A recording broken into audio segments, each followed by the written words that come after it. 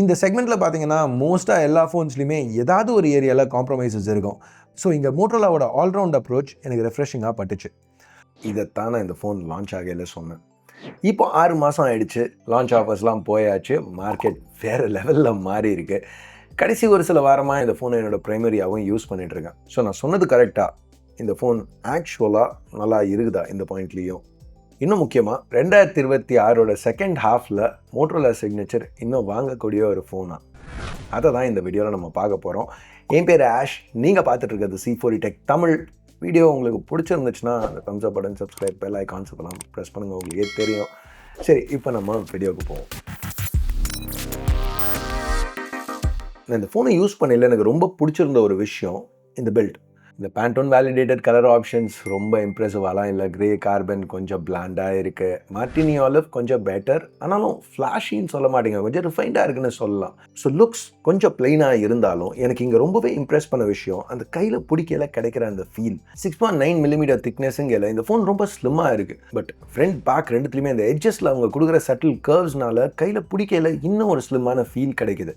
அதே சமயத்தில் சீப்பாகவும் இல்லை, ஏன்னா அலுமினியம் ஃப்ரேம் கொடுத்துருக்காங்க. ஸோ அந்த ப்ரீமியம் ஃபீல் மெயின்டைன் பண்ணியிருக்காங்க. ஆனாலும் வெயிட் வெறும் 186 கிராம்ஸ் தான். ஸோ இதை நான் யூஸ் பண்ண ஒரு நாளும் நோட்டீஸ் பண்ண ஒரு விஷயம். இந்த சைஸ் ஃபோனுக்கு வெயிட் ரொம்பவே கம்மி. ப்ளஸ் இந்த டெக்ஸ்சர்ட் பேக் இருக்குல்ல, இது ஃபிங்கர் பிரிண்ட்ஸ் ஸ்மஜஸ்லாம் ஈஸியாக பிக்கப் பண்ணாது. ப்ளஸ் நல்ல கிரிப் கொடுக்குது. யூஸ் பண்ணையில் பின்னாடி விரல கம்ஃபர்டபுளாக வச்சு பிடிக்கிறதுக்கு நல்ல ஸ்பேஸ் இருக்குது. நான் யூஸ் பண்ண எந்த டைம்லையுமே ஃபோன் கையிலேருந்து வழுக்கி விழுந்துருமோங்கிற பயம் எனக்கு எந்த பாயிண்ட்லையும் இல்லை. நான் என் லான்ச் வீடியோவில் சொன்ன மாதிரியே மோட்டோரோலா சிக்னேச்சர் நான் யூஸ் பண்ண பெரிய சைஸ் ஃப்ளாக்ஷிப்ஸ்லேயே ரொம்ப எர்கனாமிக்கான ஒரு ஃபோன்னு சொல்லலாம். இங்கே எனக்கு பிடிச்ச விஷயம் என்னென்னா, இதுக்காக அவங்க எங்கேயும் பர்டிகுலராக காம்ப்ரமைசஸ் எதுவும் பண்ணல. ஃபோன் நல்லா டியூரபிளாக தான் இருக்குது. பல வாரம் என்னோடய செகண்ட்ரியாக, சில வாரம் என்னோடய ப்ரைமரியாக நான் யூஸ் பண்ண எல்லா டைமுமே கேஸ் இல்லாமல் தான் யூஸ் பண்ணியிருக்கேன்.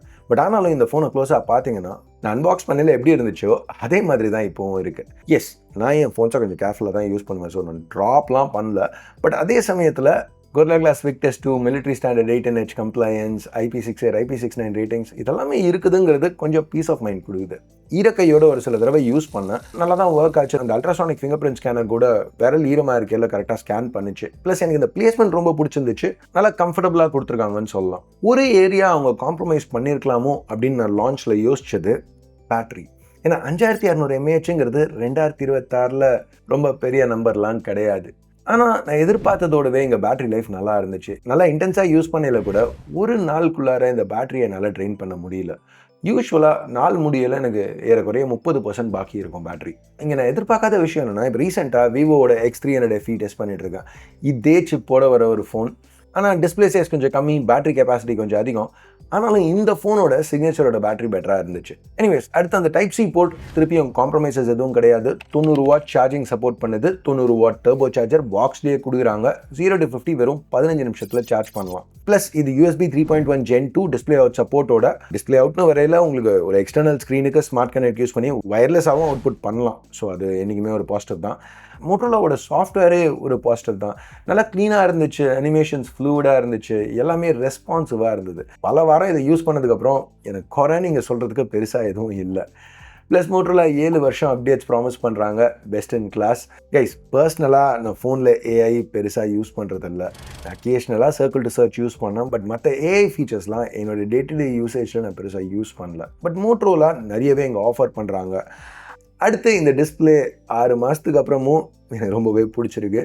ஏன்னா இது ஒரு தரமான quad curve panel, 6.8 inches 10-bit AMOLED 1.5K ரெசல்யூஷனோட 165 Hz ரெஃப்ரெஷ் ரேட்டோட. UI யூஸ்வலாக 120 Hzல ரன் ஆகும். 165 Hz ஒரு சில கேம்ஸில் தான் சூஸ் பண்ண முடியும். பட் அது ஓகே. டால்பி விஷன் HDR10+க்கு சப்போர்ட் கொடுத்துருக்காங்க. மோட்டோரோலா 6200 nits கிளைம் பண்ணுறாங்க HDRக்கு. ஆக்சுவல் டெஸ்டிங்கில் உள்ள 1700 nits அவுட்டோர் யூஸ்க்கு பர்ஃபெக்டாக இருந்துச்சு. சென்னையில் உச்சி வெயிலில் கூட இந்த ஃபோனை யூஸ் பண்ணையில் எனக்கு ஸ்க்ரீனை பார்க்குறதுக்கு எந்த பிரச்சனையும் இல்லை. Stereo speakers sound by Bose வச்சு என்ஹான்ஸ் பண்ணியிருக்காங்க. நல்லா லவுடாக ரிச்சாக இருந்துச்சு. ஸோ அங்கேயும் கம்ப்ளைண்ட்ஸ் எதுவும் இல்லை. இங்கே அவங்க யூஸ் பண்ணியிருக்க சிப் Snapdragon 8 Gen 5. இது இன்னொரு காரணம் பேட்டரி லைஃப் இவ்வளோ நல்லா இருக்கிறதுக்கு. ஏன்னா 8 Gen 5 இவ்வளோ பவர்ஃபுல்லாக இருந்தாலும் ஒரு எஃபிஷியன்ட்டான சிப். நான் விளையாடின ஒரு சில கேம்ஸ் நல்லாவே ரன் ஆச்சு. இப்போ 6 மாதம் அப்டேட்ஸ்க்கு அப்புறமும் ஸ்ட்ரெஸ் டெஸ்ட் நம்பர்ஸ் லான்ச்சில் எப்படி இருந்துச்சோ அதே மாதிரி தான் இருக்குது. 73% இந்த மாதிரி ஒரு ஸ்லீக் ப்ரொஃபைல் ஃபோனுக்கு ரொம்பவே ஒரு நல்ல ஸ்டெபிலிட்டி. சரி, இப்போ கேமராஸ்க்கு வருவோமே. இன்னமும் இந்த ஃபோனுக்கு கேமராஸ் ஒரு மேஜர் ஸ்ட்ரென்த். ஏன்னா இந்த சிக்னேச்சரோட ப்ரைஸ் பாயிண்ட்டில் இந்த மாதிரி பெர்ஃபார்மன்ஸ் கொடுத்தாங்கன்னா கண்டிப்பாக கேமராஸ்லாம் காம்ப்ரமைஸ் பண்ண தான் செய்வாங்க. பட் இங்கே மோட்டோரோலா அதை பண்ணல. அதனால தான் ப்ராபப்ளி இந்த மோட்டோரோலா சிக்னேச்சர் இந்தியாவில் 1 லட்சத்துக்கு கம்மியான ரேட்டில் இருக்கிற ஃபோன்ஸ்லேயே ஹையஸ்ட் ரேட்டட் ஃபோனாக இருக்குது DxO மார்க்கில். எனிவேஸ், ப்ரைமரி சோனியோட லைட் 828 ஒரு 1/1.28 இன்ச் சென்சர். யூஸ்வலாக இந்த செக்மெண்ட்டில் இவ்வளோ பெரிய சென்சர் பார்க்க மாட்டோம். இது கூட ஒரு ஃபாஸ்டான f1.6 லென்ஸ் பேர் பண்ணியிருக்காங்க OIS சப்போர்ட்டோட. இமேஜஸ் சூப்பராக இருந்துச்சு. கலர்ஸ் ரொம்ப ஆக்யூரேட். பேண்டோன் டியூனிங்னால டீட்டெயில், டைனாமிக் ரேஞ்ச் எதுவும் குறை சொல்லிக்கிற மாதிரி இல்லை. லோ லைட்டில் கூட பெர்ஃபார்மன்ஸ் சாலிடாக இருந்துச்சு. ஹைலைட்ஸ் நல்லா கண்ட்ரோல்டாக இருந்தது. நாய்ஸ் லெவல்ஸ் மினிமமாக மெயின்டைன் பண்ணியிருக்காங்க. வீடியோ 8K வரைக்கும் ஷூட் பண்ணலாம் டால்பி விஷன் சப்போர்ட்டோட. ஆனால் நான் மோஸ்ட்டாக 4K 60 தான் ஷூட் பண்ணேன். எனக்கு அந்த 60 FPS ஸ்மூத்னஸ் ரொம்ப பிடிக்கும். ஃபுட்டேஜ் நல்லா கிறிஸ்பாக ஸ்டேபிளாக இருந்துச்சு. அடுத்தது ஒரு 50 மெகா பிக்சல் பெரிஸ்கோப் டெலிஃபோட்டோ. இது சோனியோட லைட் 600 1/1.95 இன்ச் சென்சர். டெலிஃபோட்டோக்கு நல்ல பெரிய சென்சர். இந்த லென்ஸில் உங்களுக்கு 3x ஆப்டிக்கல் ஜூம் கிடைக்குது. போர்ட்ரேட்ஸ்க்கு ரொம்பவே நல்லா இருக்கும்.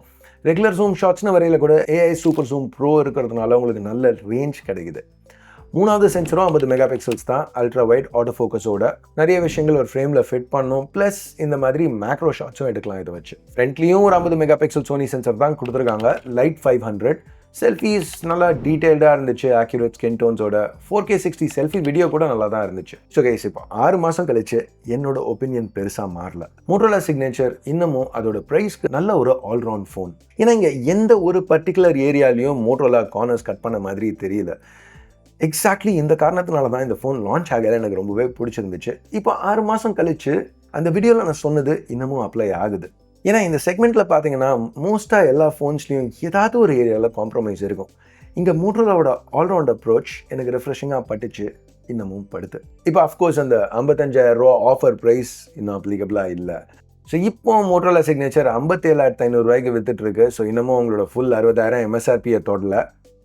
இன்னமும் தொடல. ஏன்னா இப்போ சிலிக்கன் ஷார்ட்டேஜ்னால ஃபோன்ஸ் எல்லாமே தங்கம், சில்வர் மாதிரி விலை ஏறின்னு இருக்குது. அப்ரிஷியேட்டிங் அசெட்ஸாக மாறி இருக்குது. ஸோ இப்போ காம்பனன்ட் ப்ரைஸஸ் ஏறின்னு இருக்க மாதிரியே ஏறிட்டு இருந்துச்சுன்னா இந்த ஃபோனோட ப்ரைஸ் கூட இன்க்ரீஸ் ஆகிறதுக்கு சான்ஸ் இருக்குது. ஸோ வாங்கணும்னு நினச்சிட்டு இருந்தீங்கன்னா முடிஞ்ச அளவு சீக்கிரம் வாங்குங்க. ஏன்னா 57,500 கூட இது நல்ல வேல்யூமாய் தான் எனக்கு தெரியுது. அது என்னோட கருத்து. இந்த மோட்டோரோலா சிக்னேச்சர் பற்றி நீங்கள் என்ன நினைக்கிறீங்க கீழே உள்ள கமெண்ட் செக்ஷனில் சொல்லுங்கள். அப்படியே இது வரைக்கும் தம்ஸ் அப், சப்ஸ்கிரைப், பெல் ஐகான்ஸ்லாம் ப்ரெஸ் பண்ணணும்னா அதையும் ப்ரெஸ் பண்ணுங்கள். வீடியோ பார்த்ததுக்கு நன்றி. Ash out.